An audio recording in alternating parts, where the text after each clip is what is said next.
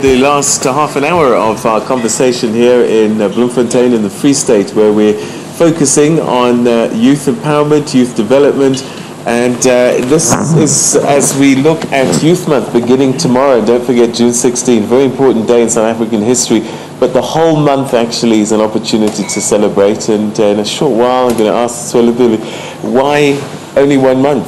The other 11 months are very important as well. But before that, there's somebody that we do need to meet. And statistics are important just to give you an idea of the number of people that are having to live with certain disabilities. The Free State province has a population of just over 2,234,000 people in this province are living with some kind of disability. And by far, the majority of those are female as well, so an interesting statistics to bear in mind. And one person who, the first time that we met him actually, he was still a student back in the day, very charismatic, and I see that he continues to carry that same verve, but now working in the Free State Provincial Government. Lebogang Monyane, always a pleasure to have you. Welcome back to the program. Take us through the work that you're now doing in the Free State Government. What are you doing to empower people with disabilities? 250,000 people in this province.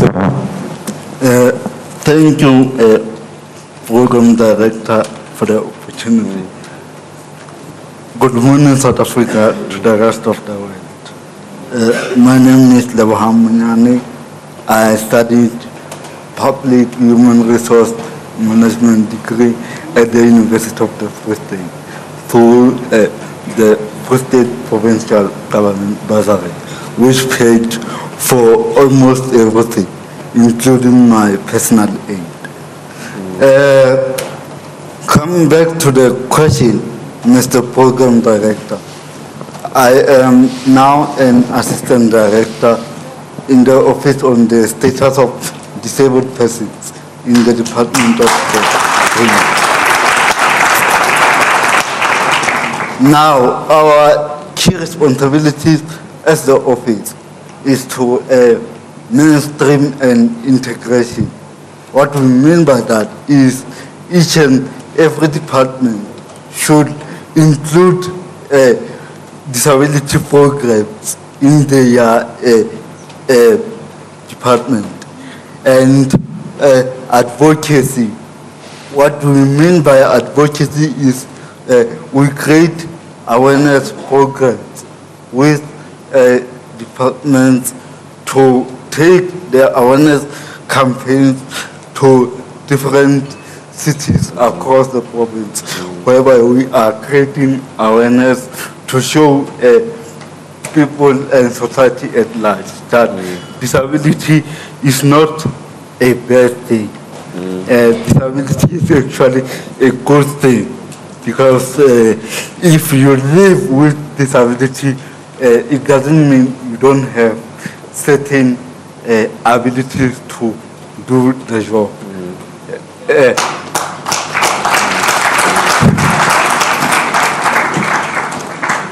And lastly, we are monitoring and evaluation.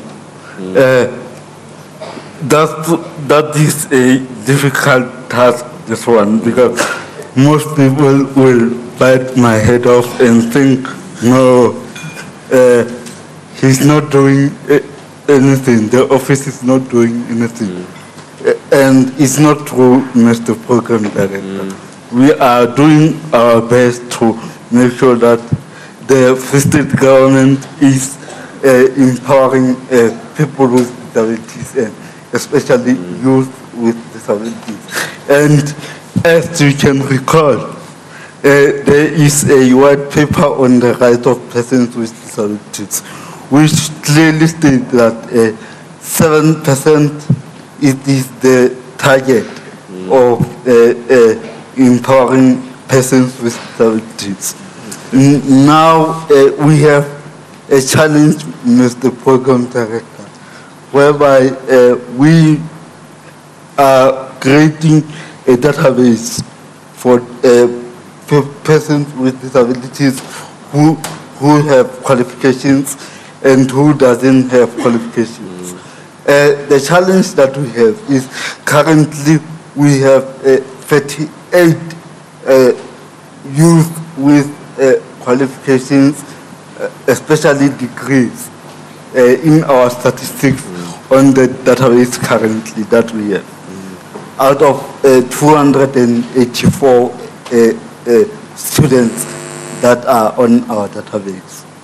And in order to fill that gap, we have embarked on a journey to visit CUT as well as universities last day to see the progress they are making in accommodating students with disabilities.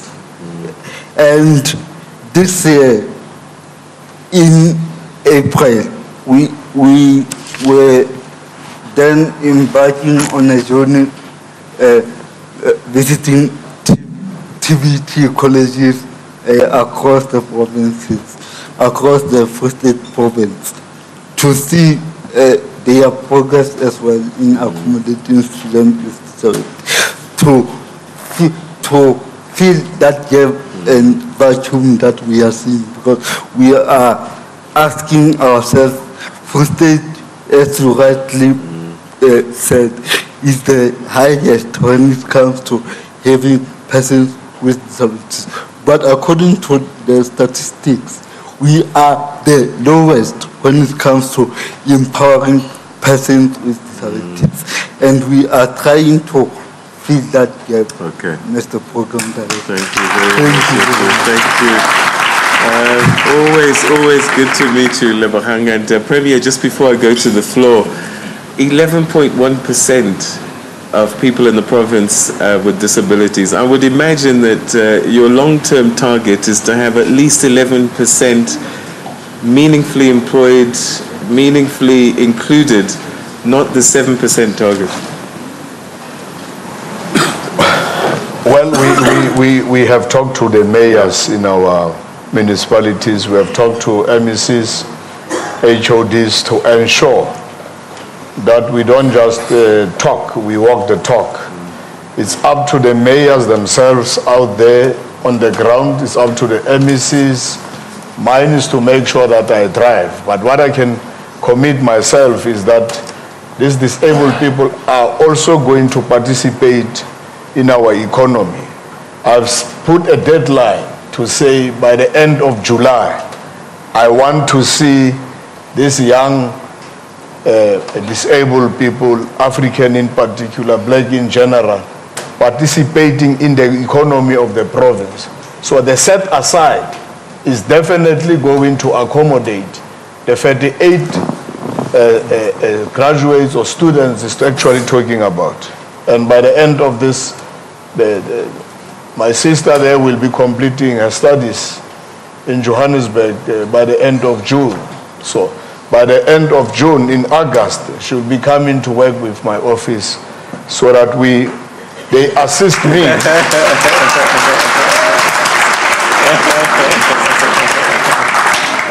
Nothing for us without us. So I want them to come and implement and ensure that these things happen. Because we able people at times, we never care more. So it is better if we engage them and they make things themselves to happen. Ours is to give them the support, and I think they always inspire and agitate us and activate us to do more. Hey, Masakita, you know you've got a new job now, eh? I hope he can afford you. Definitely, I hope he can. Okay, let's go to the floor now, because there's a number of people here that we couldn't get to earlier. Let's start with Paseka, table number 12. Paseka, your question? Where's the microphone? Have you got the microphone still? I think it's here. Okay. Where's your microphone? Oh, they took it away. Where's the microphone? There we go. Hi, my brother. Okay. All right, so hashtag TNA BizBrief at Morning Live, SABC. Let's go to, we're going to take a few questions. Paseka is the first one. If you could be as brief as possible. Okay, Paseka. Okay. Hello. Good morning, ladies and gentlemen. I just want to put my question just a little bit to Mr. Lemoir, because I just said that he is in the office of the Premier working with the disability. I'm talking about the rural areas. Maybe like, let me make an example of Botshabelo, because I'm from Botshabelo. We are lacking information of a lot of things, like leaderships, jobs, all those stuff. We are lacking about them. So if maybe we can come to go to those places like Botshabelo, Ladybrook, and all those, maybe make people aware about the opportunities that are there. Because all of the opportunities like are at Bloemfontein. Okay. To get the opportunity, you must go to Bloemfontein. Okay. Thank you. Thank you, Paseka. Table number 15, Madonsela Bongani. Table 15.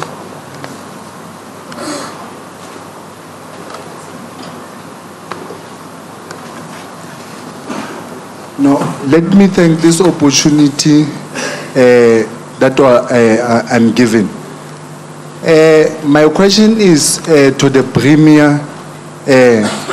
Thank you very much, the Premier, before I raise my question, for allowing people from rural areas like Kwakwa to be part of this program. So my question is, Premier, can, as provincial government, make sure that the YDOs in municipalities are effective enough to make information to young people, to make sure young people get information that is necessary so that we can be equipped with information? Thank you. Okay, thank you very much. Nkosazana Spielman, table number 7.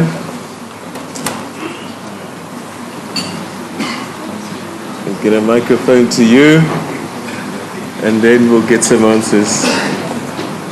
Also, if you can be brief with your answers as well. Thank you. Thank you very much. My name is Nkosazana Spielman from a disciplined municipality of Machabane. Shasela is our surname. Premier, I want first of all to thank you very much for ensuring that 80% in our province are the mayors. 70% is our speakers, young youth.